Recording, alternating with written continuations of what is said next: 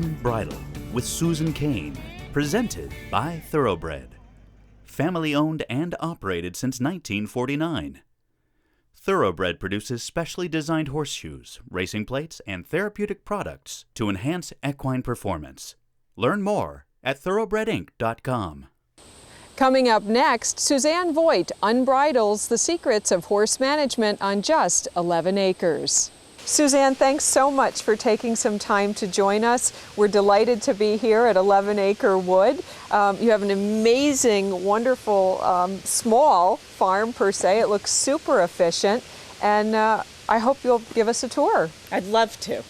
Let's go. Your barn looks just really neat and well organized. It's tiny but super spacious at the same time. We really like the way it works. We can get in and out pretty easily. It works well. It's got the rubber mats for safety features because we do get in thoroughbreds off the track for rehabilitation and other horses of that factor here. We only have 4 stalls, but every stall has access to protection, but outside 24/7 if we want to do that. In the wintertime, they're in at night.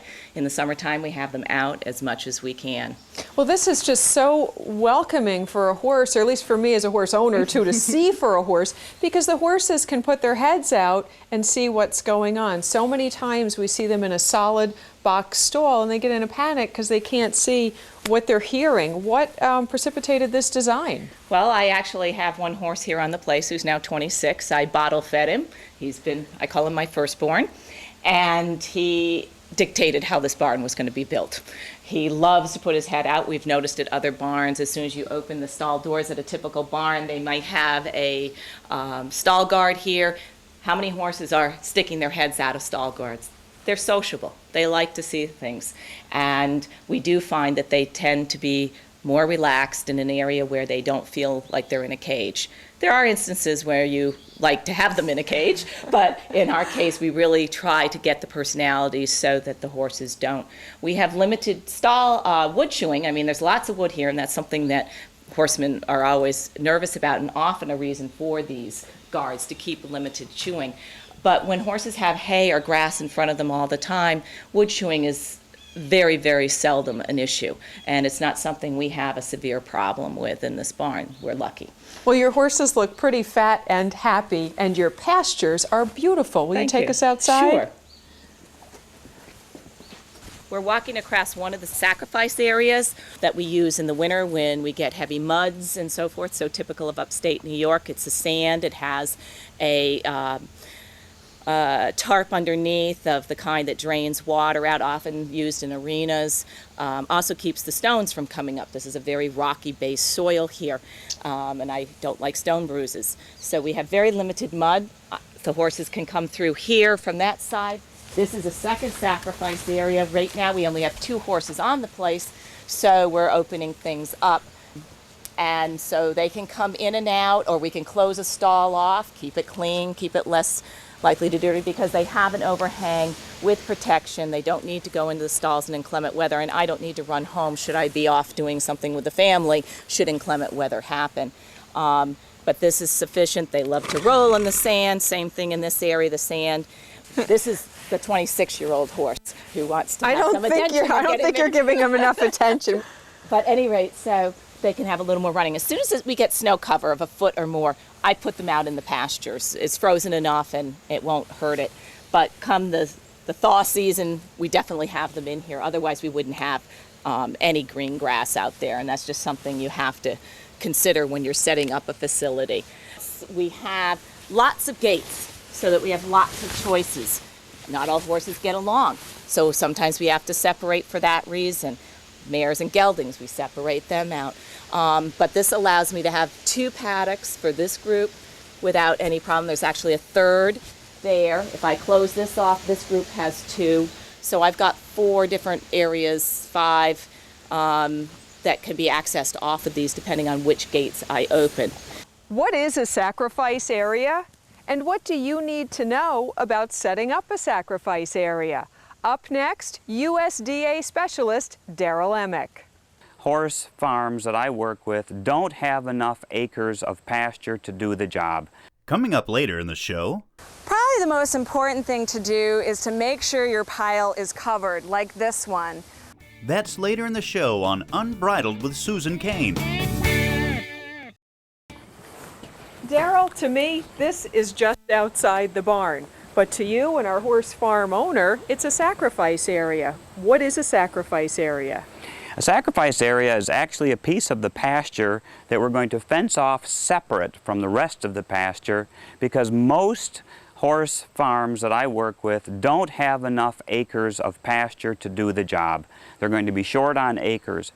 Therefore, through grazing, they're going to overgraze the pasture all the time if they keep the horses out there.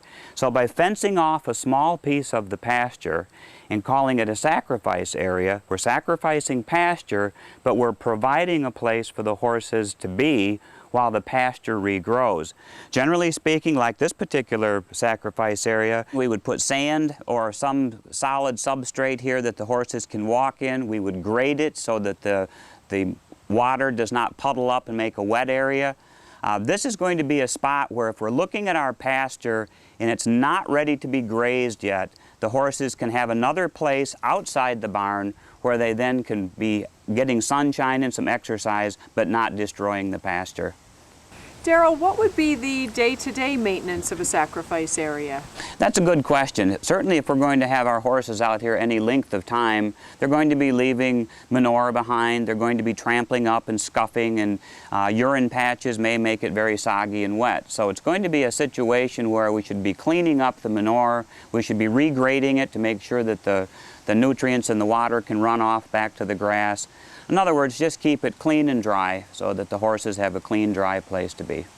Suzanne, how did you learn about maximizing efficiency on this small property? Well, it took about 30 years of learning. I had the good fortune of always being around horses and working at many farms of many different varieties and breeds. One of the things that I learned really early on is safety. And you can't do enough prophylactically to keep that vet away. So I developed what I would hope to have if I ever had the chance to build my own place.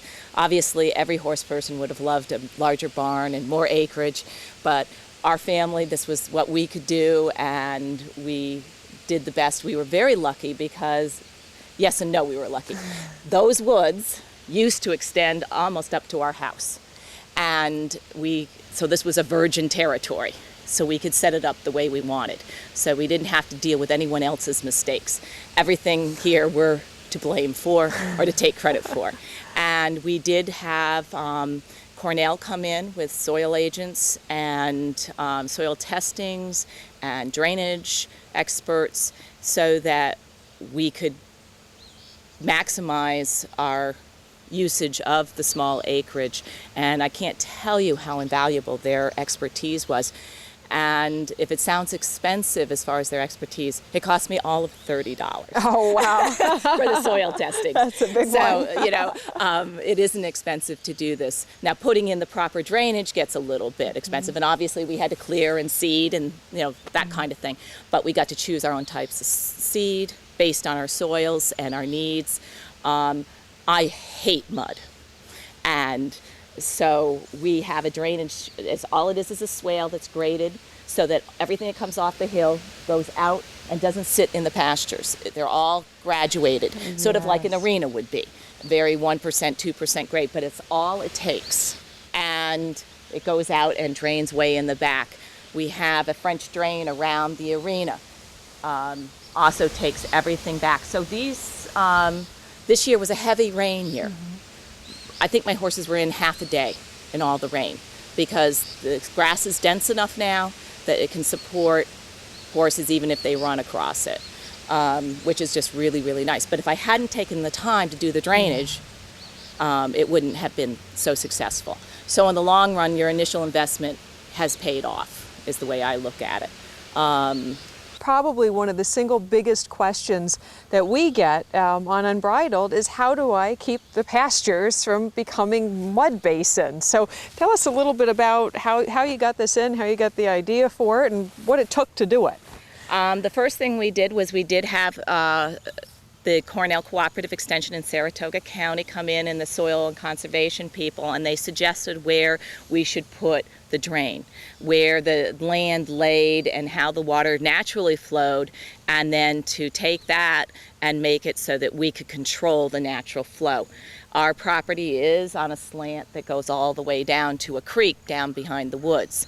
And so the natural flow is to come down, and this is a steep embankment. This actually was a swamp full of cottontails through here, and so we knew we had a wet area. So they suggested taking that, and we have a swale. I think it has a 3% grade that goes eventually all the way out after the far pasture and into a creek that runs over that way too, a smaller creek.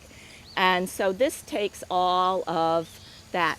It will take the first part of this pasture. The second half of the pasture will drain naturally with the flow of the land that way. And so this has helped tremendously because after a heavy rain, we don't have sitting water. And the other thing that's wonderful, I mentioned how important safety is, but also getting a horse out. After a heavy rain, we don't have sitting water. And the other thing that's wonderful, I mentioned how important safety is, but also getting a horse out of the barn. Not only is New York famous for its mud in the spring, it's famous for its ice in the winter. And ice in the winter is a phobia for horse owners.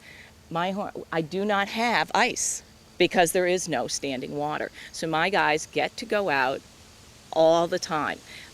This is also drained away from the barn and will not collect ice as long as I have it tilled before the freeze. And I will go through here in November and make sure it's absolutely draining properly to avoid any ice in the paddock, which is a huge relief and a huge way to keep the vet away. Suzanne, you're well known for rescuing horses, for putting weight on horses that supposedly can't gain any weight. Tell us your secrets.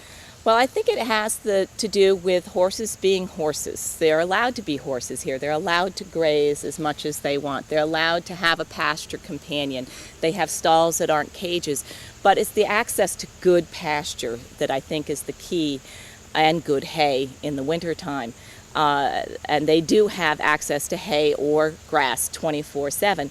This year has been a wonderful pasture year with all the rain we've had, and my horses haven't had to be fed hay since May. No way. And we have a 20-year-old that came in 3 months ago, fairly thin. He gets less than a pound of grain twice a day. The other one, who's a 16 3-hand, 26-year-old thoroughbred, gets about the same amount of grain, and that's just to make them feel good, you know. And they love being out here. But it's true for the young horses too. It isn't just the old guys. I just happen to have 2 ones here that are on the age side of life. Pasture is what the horses are supposed to be doing. Horses are naturally grazers, and they have small stomachs, and they have to be fed continuously. This setup allows them to do that, and I think that's the #1 success, having great pastures to keep them happy and content in being horses. Horses can be very picky eaters. Sometimes you'll notice your pasture looks lush and beautiful, and the horses won't even touch a certain spot. What type of grasses should you plant in your pasture? Find out next with USDA grassland specialist Daryl Emick.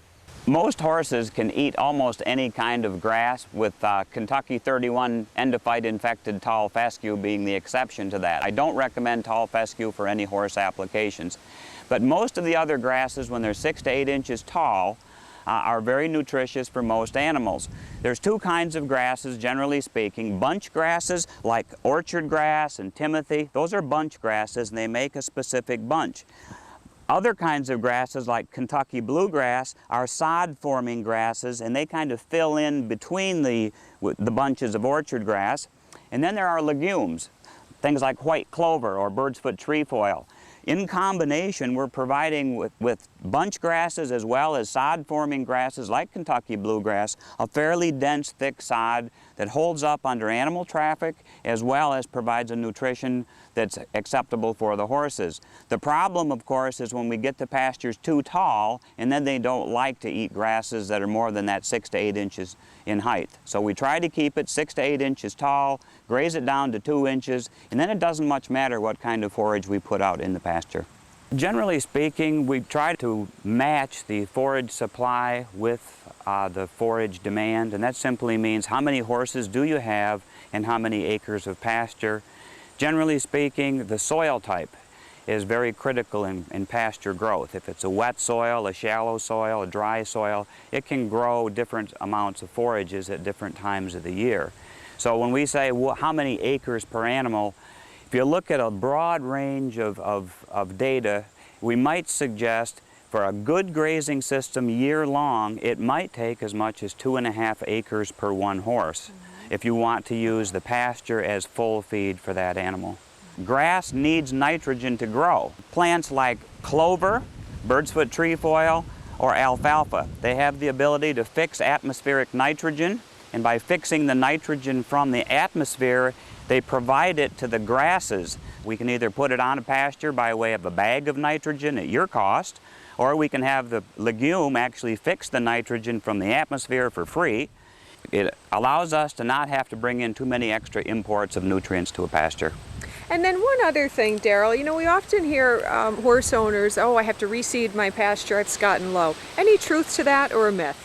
Well, it depends on what the pasture looks like. You know, if I go to a pasture and it's all stomped up mud and there's very little of anything showing, then certainly I would recommend they seed the pasture with, you know, a variety of plant that would stay, the orchard grass, the bluegrass, the clovers.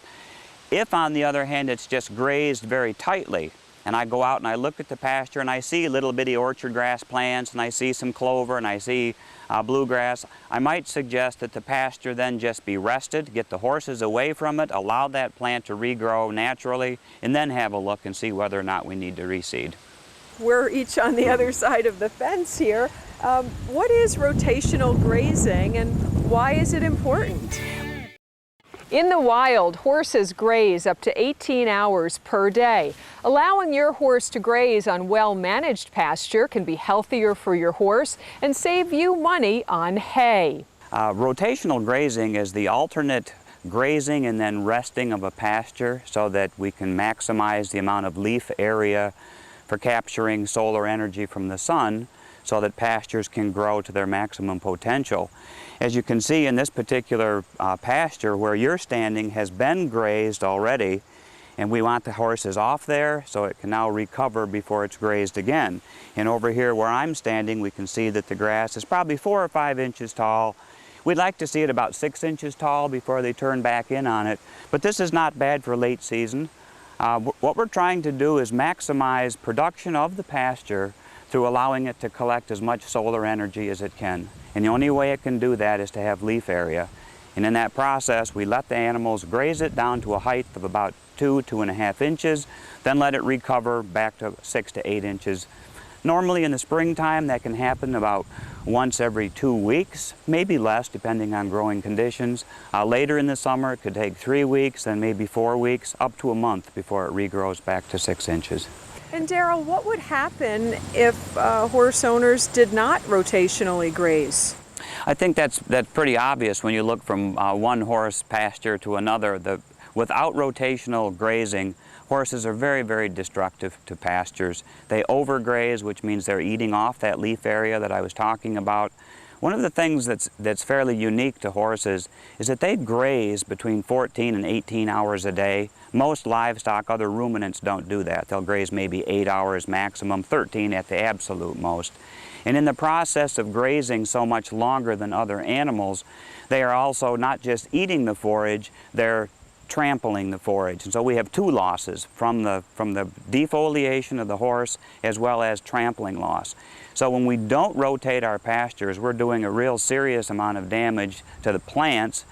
If we're overstocked, which means we don't have enough acres, then the pasture is grazed bare and we get no productivity whatsoever.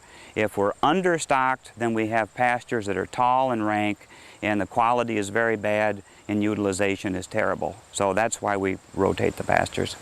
And throughout the year, in the springtime, does the pasture need to rest more or less? Does it change spring, summer, fall? Resting periods go by year or by the time of year. So in the springtime, because pasture growth rates are about twice as fast as they are in the summertime, we rest them about half as long as we do later in the summer. So 2 weeks in the spring, up to 4 weeks later in the year.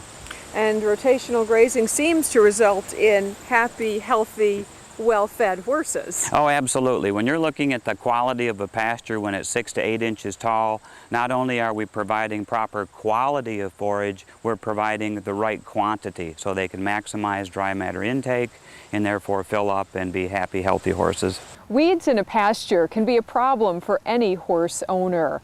One of the things we have to do in order to use a mechanical control of weeds is to ensure that we're mowing or grazing a pasture at the time when the weed can actually be weakened and therefore eliminated or at least suppressed. For example, plants that flower late in the summer, like goldenrod, for example, if we were to mow this early in the spring, it would continue to try to regrow again because it needs to set seed and reproduce.